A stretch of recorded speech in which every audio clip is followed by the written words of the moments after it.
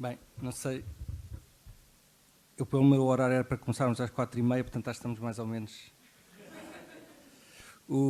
Bem, boa tarde.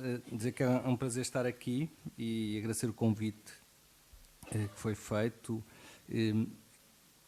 Eu estive há 3 semanas, julgo eu, no território, com a Helena Amar, com o Álvaro Domingos e com o Nuno Travassi, portanto, de alguma maneira, já percorri o espaço, mas é muito claro que eu não sou arquiteto nem urbanista, portanto, de alguma maneira percorri o espaço e tentei esquecer e pensar de um ponto de vista necessariamente literário e artístico.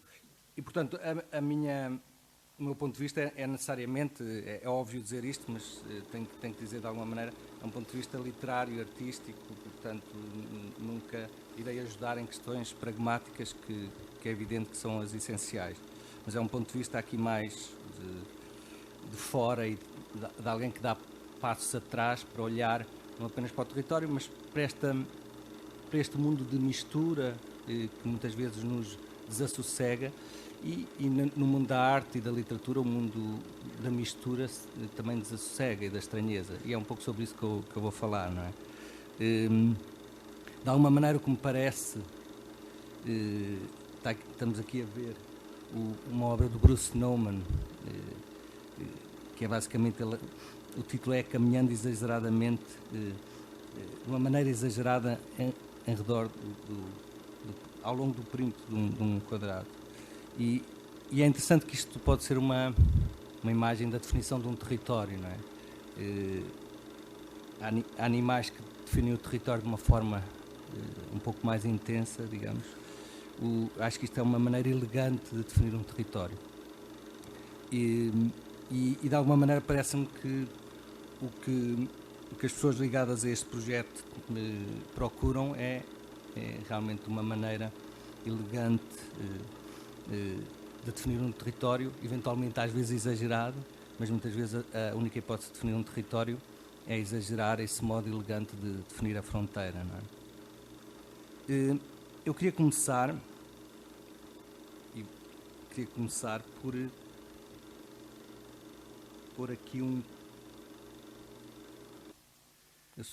por aqui uma pequena, ver se conseguimos, uma pequena e muito conhecida classificação do Jorge Luís Borges.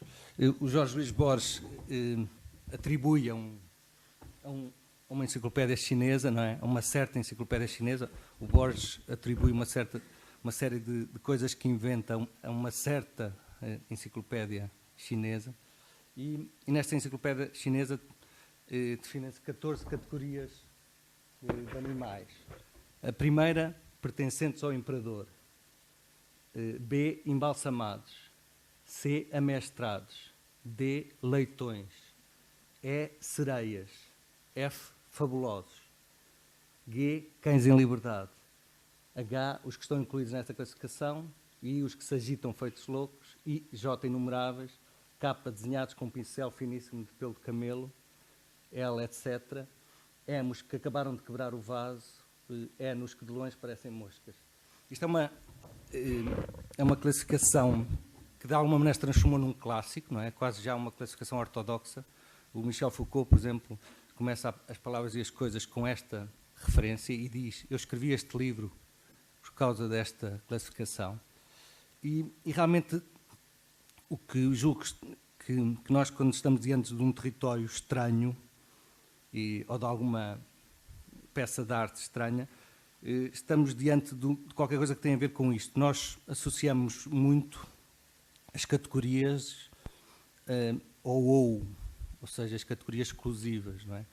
E a confusão, e também a ideia de um critério, ou 2 ou 3, com alguma lógica.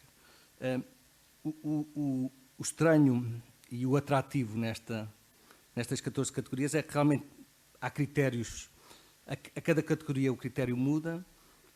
De alguma maneira as categorias não são exclusivas e, portanto, pela lógica, já se falou aqui dos clássicos, não é? Pela lógica aristotélica isto tem um pedaço grande de absurdo, não é? Por exemplo, a categoria a categoria H inclui todos. Se nós pensarmos num animal, há aqui animais que aparecerão em 3 ou 4, há animais que eventualmente não aparecerão, e, portanto, ao mesmo tempo é uma categoria claramente em que o etc. aparece no meio. Enfim, há uma série de questões que podemos aqui falar muito. Mas é isto muitas vezes que nos baralha, é quando cada coisa não está exclusivamente no seu sítio. E o que eu gostava de falar aqui um pouco tem a ver com esta luta entre o ou e o i. Eu sou um entusiasta do i, ou seja, de algo que está em várias categorias ao mesmo tempo. E por exemplo, se uma sereia for amestrada e pertencer e o imperador a comprar, ele está rapidamente pertence a 4 ou 5 categorias. E de alguma maneira o que me parece que muitas vezes a pobreza, pensando em termos artísticos, a pobreza muitas vezes é pertencer-se única e exclusivamente a uma categoria clara.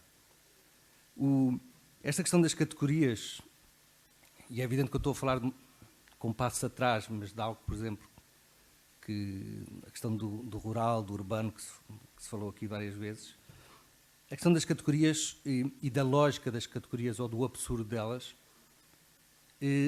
é extremamente, apesar de parecer claro e racional, é extremamente contestável. E falou-se aqui um bocado do surrealismo e, por exemplo, há um episódio do Salvador Dalí que eu gosto particularmente, desse episódio, em que há um quadro muito conhecido que Salvador Dalí pinta a Gala, portanto a mulher por quem está apaixonado, que é um dos enigmas do século XX, não é? Foi mulher, foi do Paul Éluard, foi amante de algumas das pessoas mais brilhantes do século XX e é uma mulher que fisicamente, para sermos simpáticos, não é muito bonita. E, portanto, é de certa maneira um mistério, não é? A Gala. Mas, numa altura em que o Salvador Dalí pintava sempre a Gala em todos os quadros, há um quadro que é a Gala com 2 costeletas de porco no ombro.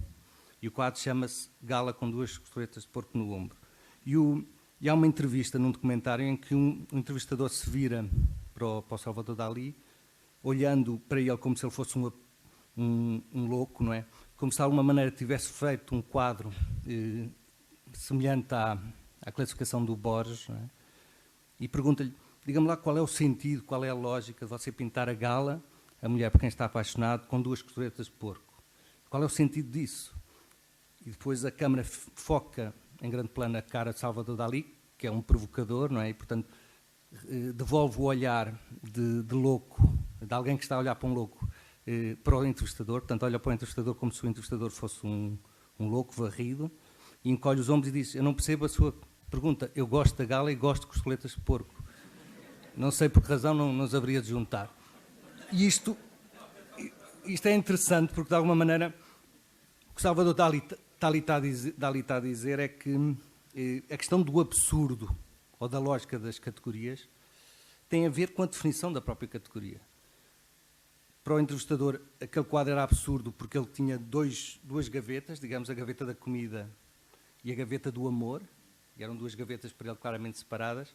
O Salvador Dalí diz que não tem essas 2 gavetas, tem uma outra gaveta, ou uma outra categoria, onde põe gostar de, e ele aí pode pôr gostar de comida, gostar da mulher, gostar de um clube de futebol, enfim. Quando muda a categoria, a lógica muda, não é? E o absurdo, o que é absurdo, também muda. E, portanto, o que julgo que está aqui em causa neste território, como noutros objetos, maiores ou mais pequenos, é precisamente esta questão da definição das categorias. E tudo o que parece estranho, com outra definição de categoria, é absolutamente banal. Muitas vezes há aqui, nesta definição de território, parece uma espécie de carregar da estranheza e da questão da mistura, da confusão.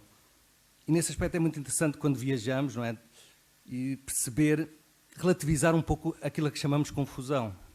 Se já foram, por exemplo, a Marrakech, e se foram a uma das praças centrais, por exemplo, a circulação dos veículos motorizados é uma circulação que podemos definir que tem um centro e tem cada raio da circunferência é um caminho possível, é um sentido possível para os veículos. E, portanto, isto para um ocidental é completamente absurdo. Não se trata de ter 4 direções ou 8, trata-se de ter uma infinidade de direções. Eu estive há 2 ou 3 anos no México, e isto para falar sobre a questão, para depois voltarmos ao território e pensarmos, bem, isto não é tão confuso assim, não é? Eu estive no México, por exemplo, e quem já foi ao México, à cidade do México, é realmente entrar noutro mundo.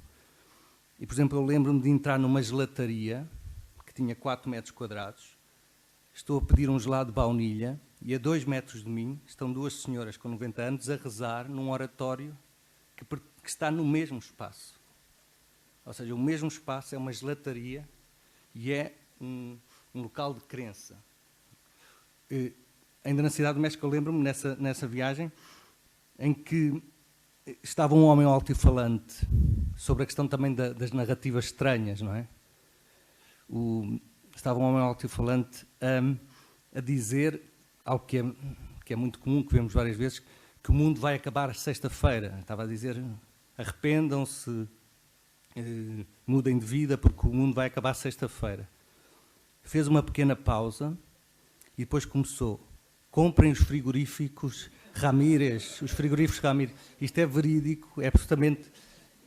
Eu fui tentar perceber o que é que se passava, e o que é que se passava basicamente. Ele acreditava mesmo que o mundo ia acabar sexta-feira, mas o trabalho dele era vender frigoríficos. Portanto, ele fazia um intervalo e recomeçava. Portanto, quando nós regressamos para esse espaço e para as misturas e para as estranhezas que existem, eu acho que depois de vermos estas coisas relativizamos e realmente, apesar de tudo, na Europa, a Europa é talvez o continente onde a ligação entre espaço e previsibilidade é maior. E, portanto, mesmo neste território, digamos, há algo de muito fixo e muito normal, digamos. Penso que há 2 características que são interessantes e já foram aqui faladas de alguma maneira. Acho que neste território há uma espécie de saltos constantes, não é? E estes saltos têm a ver com, muitas vezes, a não existência de espaços vazios, de intervalos. O intervalo e o espaço vazio, entre 2 coisas muito diferentes, de alguma maneira prepara intelectualmente o organismo para a diferença. Quando não há este intervalo, quando não há este espaço vazio, a diferença brusca transforma-se muitas vezes em estranheza. Por outro lado, não há, evidentemente, centro, portanto não há hierarquia e, portanto, torna-se muitas vezes numa espécie de um conjunto de fragmentos. Na literatura, o fragmento acho que é uma máquina de produzir inícios. Eu falei sobre isso no Atlas do Corpo e da Imaginação, acredito muito nisso, é uma máquina de produzir inícios e de produzir finais. E o que eu sinto muito neste tipo de territórios é que realmente é um conjunto de fragmentos e, portanto, se nós temos uma perspectiva narrativa em que há uma espécie de sequência, em que queremos perceber o que é que acontece, qual é a sequência, qual é a série, nós vamos ficar frustrados, porque o fragmento, quer o fragmento literário, quer o fragmento de território, não é isso. Um fragmento é algo que é autónomo, é pequeno, tem um começo e tem um final muito rápidos e ao lado dele está outro fragmento que pode ser um outro mundo completamente diferente.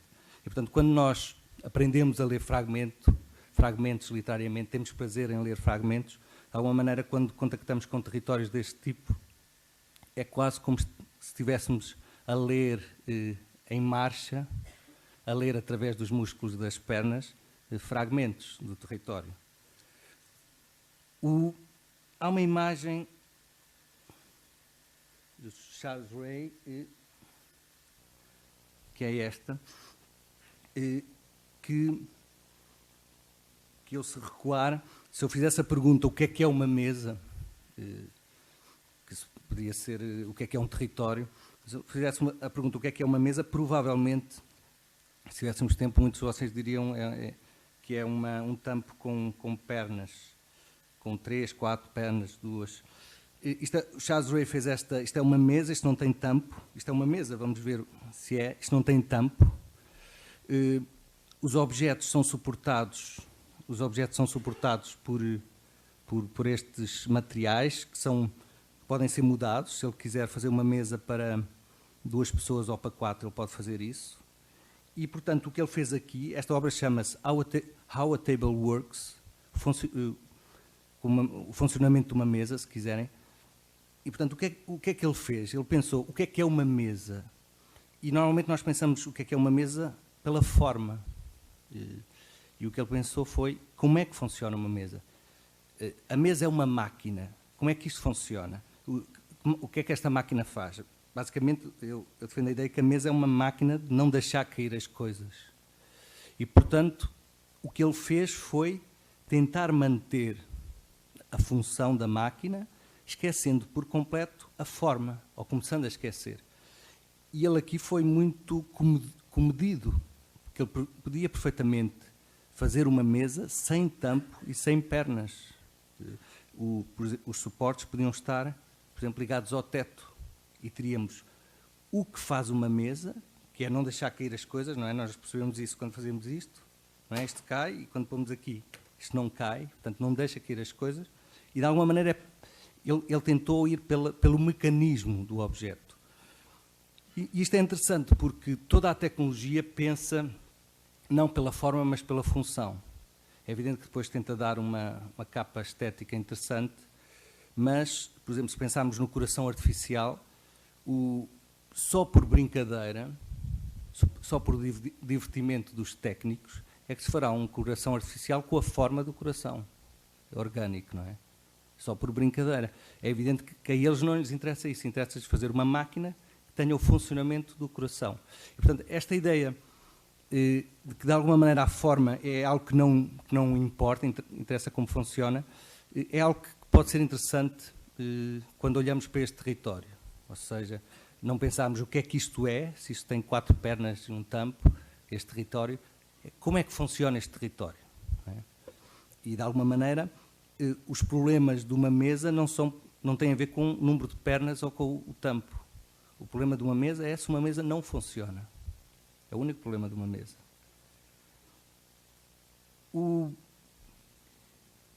Eu diria também, antes de mostrar uma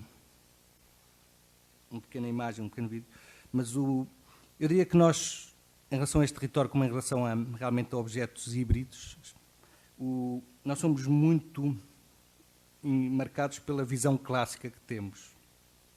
Nós ainda hoje somos muito gregos antigos na questão do simétrico, valorizamos o simétrico em relação ao assimétrico, o equilibrado em relação ao desequilibrado, o concentrado em relação ao disperso. Já escrevi um texto sobre isto em relação à literatura, por exemplo, em relação às artes. Quer dizer, quando alguém diz, por exemplo, este filme era desequilibrado, esta palavra desequilibrado deveria ser descritiva, e é descritiva. Mas nós assumimos como um juízo de valor. Porquê? Porque assumimos que o equilibrado é o... Quando nós dizemos que isto é assimétrico, quando dizemos que é desproporcionado, quando dizemos que é disperso, quando dizemos isto é muito disperso, nós estamos a dar um juízo de valor quando devia ser apenas descritivo. Há coisas dispersas e há coisas concentradas. Há coisas equilibradas e há coisas desequilibradas. Se nós estamos num metro que abana muito, realmente vamos procurar uma posição de equilíbrio para não cairmos. Se nós queremos andar basicamente é um conjunto de sucessivos equilíbrios. Proponho que alguém tente andar mantendo-se equilibrado, sempre. Não dá um passo. O princípio do passo é o desequilíbrio do peso que permite esse passo. E, portanto, de alguma maneira, como nós temos estes valores clássicos muito marcados, quando vemos algo assimétrico, desequilibrado, disperso, etc., colocamos uma marca negativa. Isso é muito claro. Mas o que é interessante é que a arte contemporânea, e a literatura talvez não esteja ainda exatamente sincronizada com isto também, mas a arte contemporânea já mudou muito este olhar. E relembrando o Humberto Eco, quer dizer, que realmente é uma... Hoje sabemos desta perda, que é uma perda incrível, porque é realmente uma pessoa excepcional. Mas o Humberto Eco, publicou há uns anos a história do belo e a história do feio. E acho que também nos permite, é pena não termos aqui os livros, mas se olharem para os dois livros, permite-nos também perceber um pouco que história é esta do feio, porque é que dizemos que um território é bonito, é feio, o que é isto. A história do belo, nós, pelo menos a minha experiência foi, isto é bonito, isto é bonito, isto é bonito, Caravaggio, etc. Bonito, bonito, bonito. A história do feio de Umberto Eco, eu abri, virava e dizia, minha pergunta é, o que é isto? Ou seja, muitas das coisas eu não percebia o que era a história do feio. E ao perguntar o que é isto, eu vou olhar para a imagem, vou, de certa maneira, debruçar-me sobre aquilo que me inquieta. E é muito interessante isto. A história do belo e a história do feio do Umberto Eco dão-nos muito esta visão. De alguma maneira, nós podemos substituir, eventualmente no futuro, uma história do belo para uma história do inquietante. É evidente que muitas vezes o feio não é inquietante, mas há um feio inquietante, e eu diria que há muito menos beleza inquietante do que fealdade inquietante, mas é evidente que é uma discussão longa e muitos não concordarão. Mas é interessante, é isto. Nós, neste território, muitas vezes perguntamos o que é isto? Paramos. Há territórios tão organizados e tão, de alguma maneira, em que as suas categorias são de tal modo exclusivas que nós nunca perguntamos o que é isto. Não é? E a questão é, muitas vezes é importante termos esta pergunta, outras vezes se calhar não tanto. Quando nós não entendemos, quando nós não entendemos alguma coisa, de alguma maneira paramos. E eu diria que esse espaço e a questão de eu não perceber o espaço, que tem muito a ver com a questão do assimétrico, desproporcional, etc., coloca, quando eu estava a pensar sobre o espaço e sobre uma espécie de crise de identidade que eu percebi que às vezes existem aqui, não é? Em relação ao espaço, o que eu pensei é que o espaço tem como que problemas proprioceptivos. A proprioceptividade é uma qualidade corporal interessante, porque a proprioceptividade não é... O Oliver Sacks tem um texto muito bonito sobre isso, no O Homem Confundiu a Mulher com Chapéu.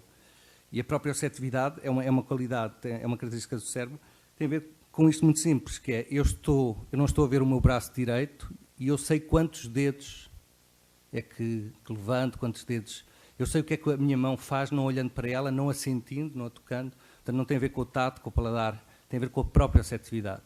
O Oliver Sacks relata casos de pessoas que, depois de um acidente de automóvel, perderam a capacidade de proprioceptividade. Isto é, quando põem, por exemplo, aqui o braço, olham para a mão e não percebem que a mão lhe pertence. E, portanto, precisam de vir da cara, tocar, para perceber que a mão lhe pertence. De alguma maneira, eu diria que este território tem problemas de proprioceptividade que têm a ver precisamente com o não simetrismo, com o não equilíbrio. Quando nós não sabemos a forma, não conhecemos a forma, nós temos dificuldades em perceber aquilo que não vemos. Para dar um exemplo muito claro, quando para nós é muito claro que há uma cabeça, um tronco e pernas, se nós taparmos a parte da cabeça, nós adivinhamos essa parte, não precisamos de a ver. E de alguma maneira o que acontece neste território, com problemas, digamos, a sua crise de identidade, acho que tem muito a ver com isso, com esta crise de uma falta de proprioceptividade. Eu preciso de ver para perceber que aquilo pertence ao território, porque eu não consigo adivinhar, pelo que eu estou a ver, adivinhar o que não é visível. Há cidades, por exemplo, falou-se de Barcelona, outras, há cidades que nós podemos tapar uma das partes, mesmo que não tenhamos qualquer conhecimento da cidade, nós podemos tapar uma parte e pela parte anterior, visível, nós conseguimos apreender, às vezes quase de uma forma exata, o que é que está no não visível. Eu julgo que estes territórios são claramente... Isso claramente não sucede, não é? Eu gostava de alguma maneira, de pensar como é que se pode, então, perceber, valorizar, dar atenção. Falou-se aqui da questão do olhar, não é? Há uma palavra que eu gosto particularmente, que tem a ver com reparar. Reparar é parar muito tempo, parar muito tempo diante do mesmo e de alguma maneira reparar, em termos visuais, no português tem a felicidade de ter também o reparar mecânico, pôr em funcionamento. E, de alguma maneira, a única possibilidade de pôr em funcionamento uma máquina que aparentemente não está a funcionar, uma mesa que não está a funcionar, um território que não está a funcionar como nós queremos, etc., é reparar, é dar atenção primeiro para depois repará-lo fisicamente. E, portanto, há aqui uma questão em todos os objetos estranhos e que pensamos que não estão a funcionar como nós queremos, há muito esta questão da lentidão do olhar. Nós estamos habituados a uma velocidade de olhar muito rápido e eu acho que estes objetos, como este território, exigem uma espécie de olhar, em vez de ser 100 km à hora, 10 km à hora, 5 km à hora. Gosto muito de uma frase do Wittgenstein que dizia que quando dois filósofos se cruzam no passeio, deviam dizer um para o outro, mais devagar, mais devagar. E de alguma maneira, esta ideia é sempre possível ir mais devagar, acho que é uma ideia importante, e nestes territórios percebe-se isso. Se nós passarmos rapidamente, parece uma coisa desconjuntada, despropositada, se abrandarmos, as coisas começam a fazer algum sentido. O Zé Baldo, um extraordinário escritor, conta um episódio sobre a questão da velocidade baixa nas estradas dos Estados Unidos da América, e ele conta, em determinada altura, que quando ele era mais novo, quando a sua família, portanto, os carros andavam mesmo muito devagar, e quando o carro da sua família queria ultrapassar o carro anterior, o processo era tão lento e tão demorado que ele tinha tempo para fazer amizade com o menino que ia no carro ao lado. E de alguma maneira eu acho que é isto. Se nós quisermos fazer amizade com as pessoas que vão no carro ao lado ou com o território que está ao nosso lado, nós temos que ir lentamente. Não há hipótese de fazermos amizade a grandes velocidades. Há uma...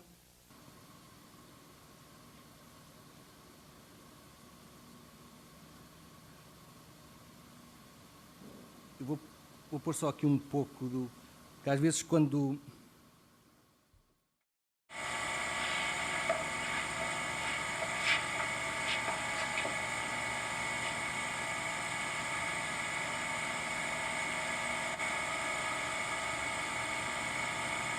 I'm making art.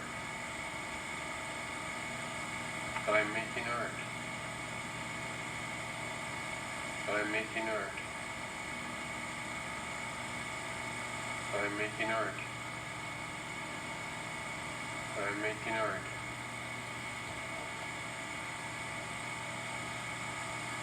I'm making art. I'm making art. I'm making art. Este vídeo clássico da arte contemporânea, de alguma maneira, inaugura esta questão do que é a arte, o que é... E reparem, ainda hoje, e por isso é que, de alguma maneira, eu gostava de trazer o olhar sobre a arte que existe hoje e o olhar sobre um território. Porque nós pensamos muitas vezes que são mundos diferentes, que a forma como eu olho para um território é completamente diferente da forma como eu olho para a arte contemporânea, por exemplo.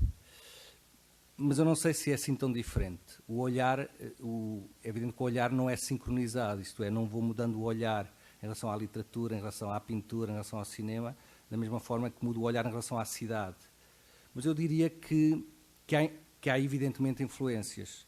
E é interessante que ainda hoje, o olhar, por exemplo, que se tem sobre a arte, é um olhar que associa a arte ao belo. Em 2016, eu diria que grande parte da população, o olhar, quando vai ver uma exposição de arte, quer ver o belo. E é interessante que isto é uma categoria que, este vídeo do Baldassari é um pouco isso, I'm making art, I'm making art. Ou seja, a ideia de que a arte já não tem, é evidente que muitas das coisas que nós ainda hoje admiramos da arte contemporânea têm a ver com a beleza, mas muitas das coisas que admiramos não têm a ver com a beleza, têm a ver com a inquietação.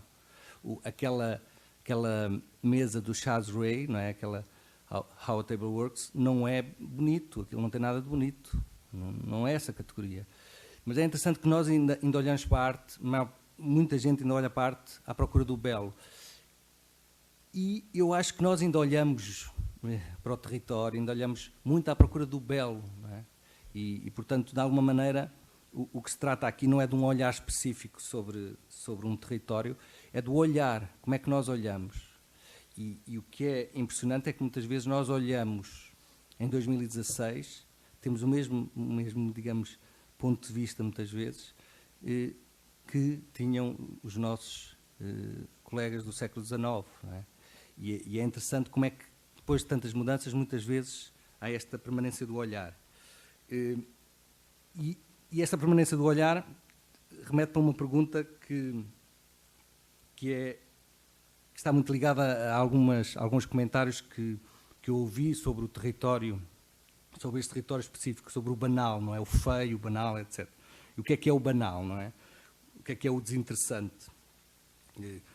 Aquele vídeo do I'm Making Art, de alguma maneira, mostra o que é aquilo são gestos banais, não é? E o que ele está a dizer é que aquele gesto banal pode ser um gesto artístico.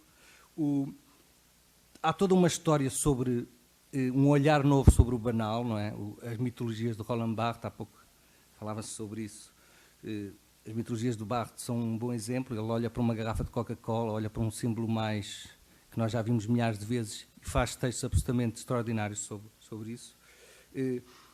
Há muitos artistas que trabalham com esta questão do banal. Há, por exemplo, uma artista que faz uma coisa que eu acho que é interessante, que é todos os pontos dos edifícios para onde nós nunca olhamos, por exemplo, para os cantos, ela coloca bolas coloridas. E, portanto, o que acontece é que as pessoas entram no espaço e, muitas vezes, um dos primeiros sítios para onde olham é precisamente para aquele ponto para onde, durante décadas, ninguém olhou, não é?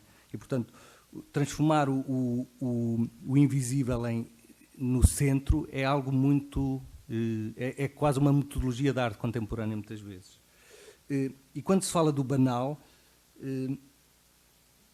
eu diria que nós podemos também pensar no banal, por exemplo, de gestos. E se pensarmos no beijo, é provavelmente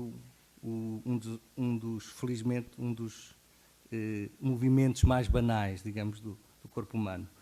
Eu vou mostrar aqui um vídeo, até porque agora há um ciclo de Tarkovsky. Tarkovsky é uma espécie de referência de várias artes, e eu acho que a arquitetura também, não é? E este primeiro, eu vou mostrar um excerto que é provavelmente um dos beijos que eu considero um dos melhores beijos, os beijos mais extraordinários do cinema.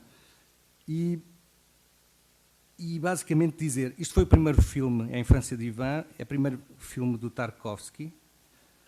O cineasta que ia fazer este filme teve um problema com a produção, ou uma questão até mais política, mas não muito explícita, mas sim, e chamaram um jovem cineasta, que estava a terminar os seus estudos, que era o Tarkovsky, para fazer o filme.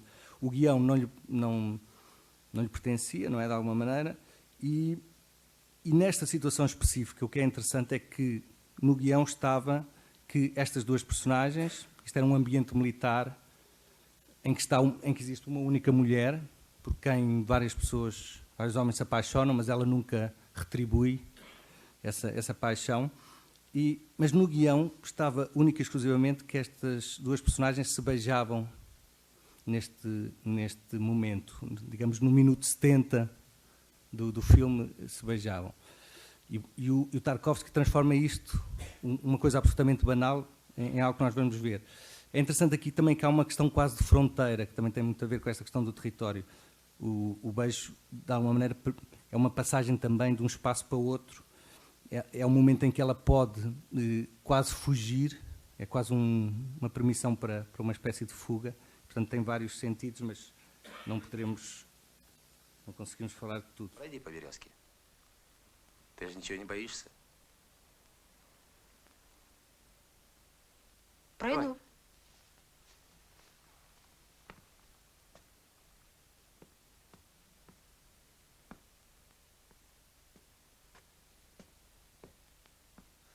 Может, хватит?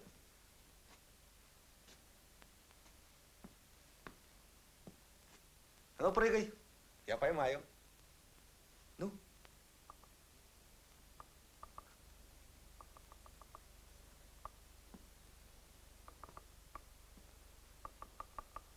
Струсила? А чё же? Так просто.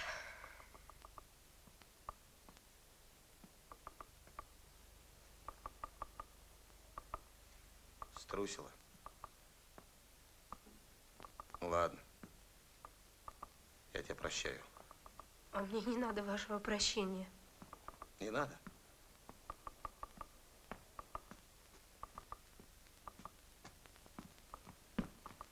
Давай помогу. Я сама. А, сама. Эх!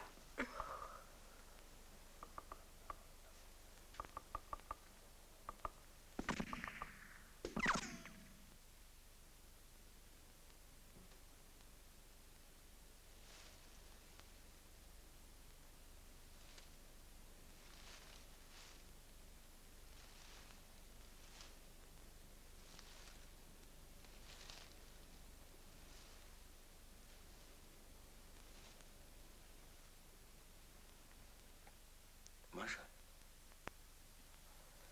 ну пойди ко мне. Bem, é quase um sacrilégio interromper Tarkovsky, mas o que é impressionante é isto. Esta coisa até isto em termos de arte e de criação é extraordinário, perceber realmente que que os acontecimentos não têm importância. O que tem importância é o ponto de vista sobre os acontecimentos. Não é? E de alguma maneira esta questão do banal é isso.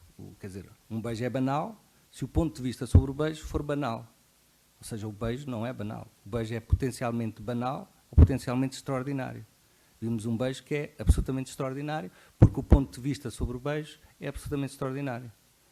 E de alguma maneira, quando nós dizemos isto é banal, nós devemos logo a seguir dizer isto é banal porque eu não encontrei um ponto de vista, culpa minha, não encontrei um ponto de vista que não fosse banal sobre isto.